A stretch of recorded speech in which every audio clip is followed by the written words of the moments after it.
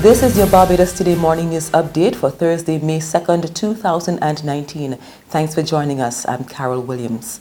We begin with news that a major incentive is being offered to woo private operators to government's Transportation Augmentation Program.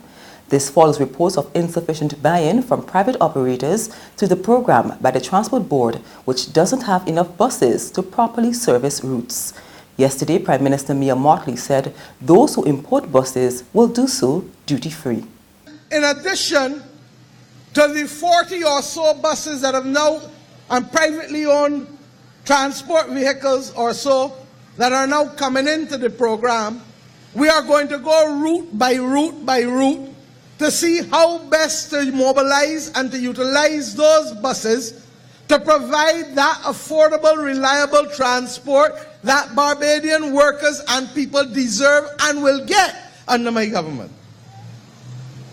And we will also, recognizing that we don't have the luxury of being able to increase our debt as a government to buy buses, we will also work with the privately owned people who come into the Transport Augmented Program, the TAP program, by giving you duty-free access to buses, even though you will have to pay the VAT with respect to them. Prime Minister Mottley was addressing the Barbados Workers' Union May Day celebration at the Union Solidarity House headquarters. She acknowledged that the jobs of many workers will be compromised if the transportation problems aren't fixed. Mottley also announced that Ian Gooden-Edgell is back at the helm of the Transport Board in the wake of Tuesday's resignation of Chairman Gregory Nichols. I have asked Ian Gooden-Edgell, who is a former chairman of the Transport Board and who is more than capable of meeting the obligations and the task of chairman, to do and to accept that position, and he has agreed. And I expect, therefore, that he will work with the board with immediate haste to help correct this unfortunate situation.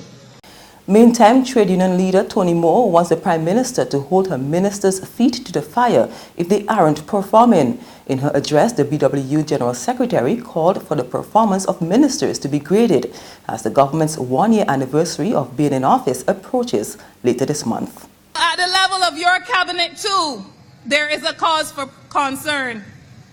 It would appear that some members of cabinet, members of parliament, almost all of them in the cabinet, it would appear that some are not managing.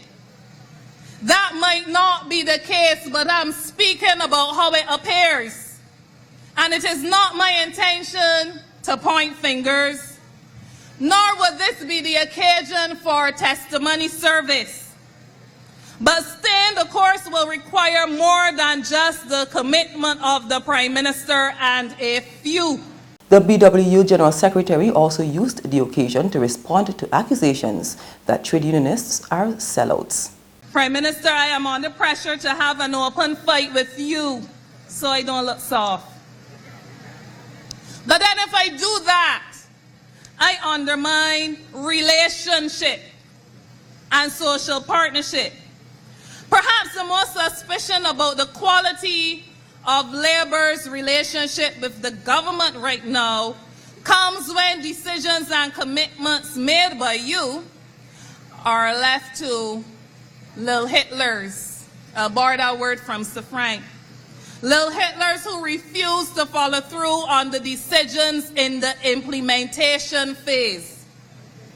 So true is that statement that even now there is a clip going around on social media from former or retrenched workers of MTW calling for their gratuities when the issue of their gratuities has been settled already. On to other news, Barbados has lost one of its tourism pioneers. Former director of the Barbados Tourist Board, Pat Neal, passed away yesterday at the age of 86. She started her career in the sector in the 1950s and worked in numerous positions. She was also a director of the Barbados Gallery of Art Trust and the Art Collectors Club. There's regional and international news after this short break.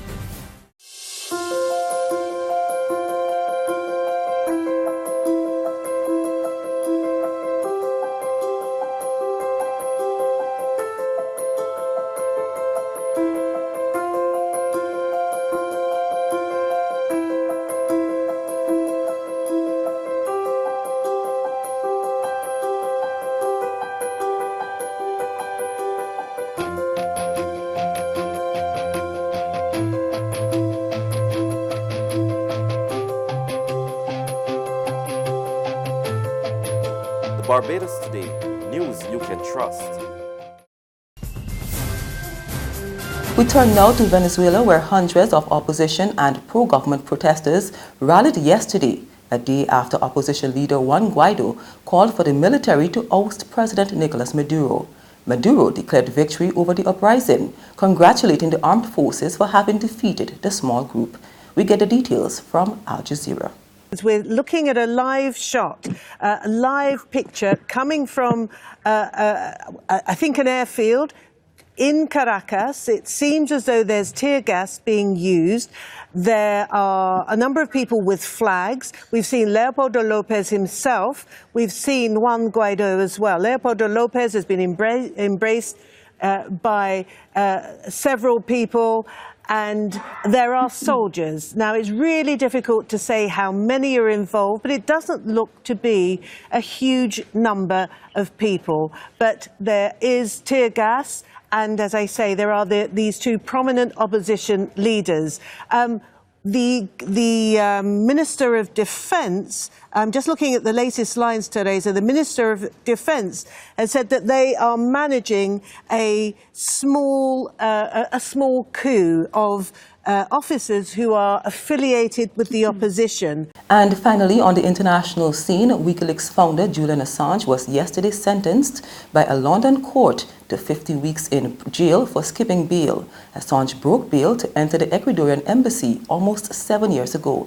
He was dragged out of the embassy last month and charged by the US for one of the biggest ever leaks of classified information.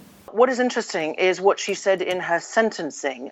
She said that he had cost the British taxpayer, because of all the surveillance and the police operation during those 7 years outside the Ecuadorian embassy to prevent him fleeing the country, that nobody is above the law, that he'd cost £16 million to the British taxpayers.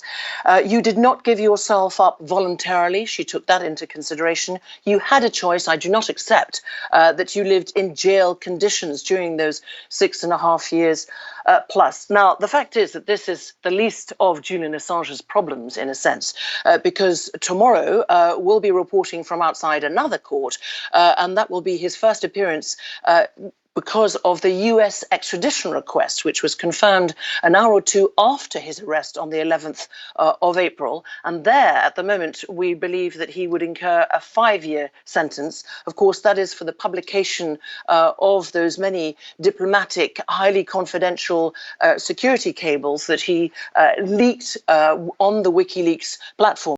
And that's news, but for the very latest, visit our website at www.barbadostoday.bb. You can also subscribe to our e-paper email updates or like us on Facebook. And sign up for breaking news alerts via WhatsApp. We're also on Izumi Media in bus terminals, as well as Screenplay at supermarkets and gas stations near you. You can also hear us on Mix 96.9 FM and Capital Media HD 99.3 FM. I'm Carol Williams. Have a good day.